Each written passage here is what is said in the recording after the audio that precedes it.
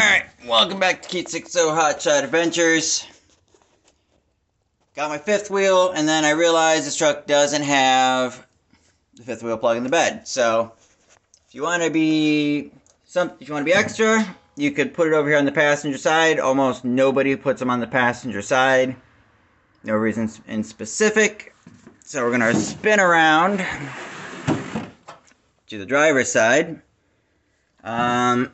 I've got on my Ford, I've actually put it here. My Chevy's is about up here.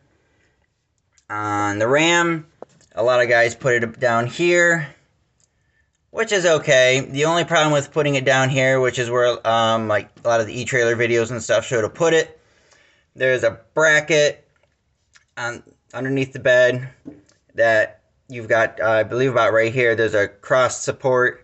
There's a piece of metal that comes up, curls, and comes up to about back here. It's about, I don't know, to here.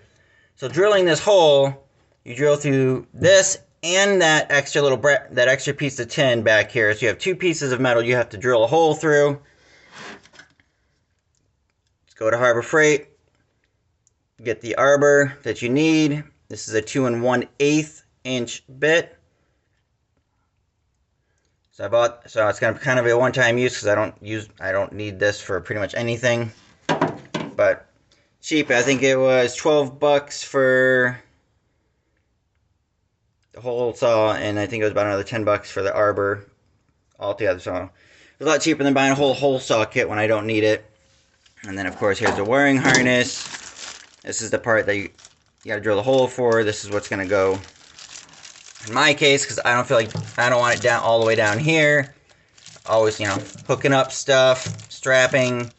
I got stuff in the bed at times. It's just, I feel like, this piece of plastic might get damaged. A lot of the new Rams, they're up here. And also, depending on what you have, Ram also, some of them also have the an inverter on their truck, and the 110 outlet, I think it's a 400 watt plug outlet, is here, and then the 7-pin is usually right next to it. So I'm going to set it up like the newer trucks. I'm going to put it here in the side where I don't have to deal with anything extra.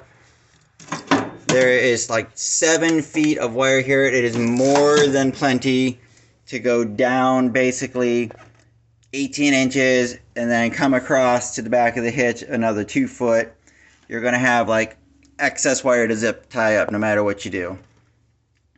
So that's going to be the project. I'm not going to document the rest of it at this point. I just wanted to share about that bracket there and why I'm going to put it here. So catch you guys later.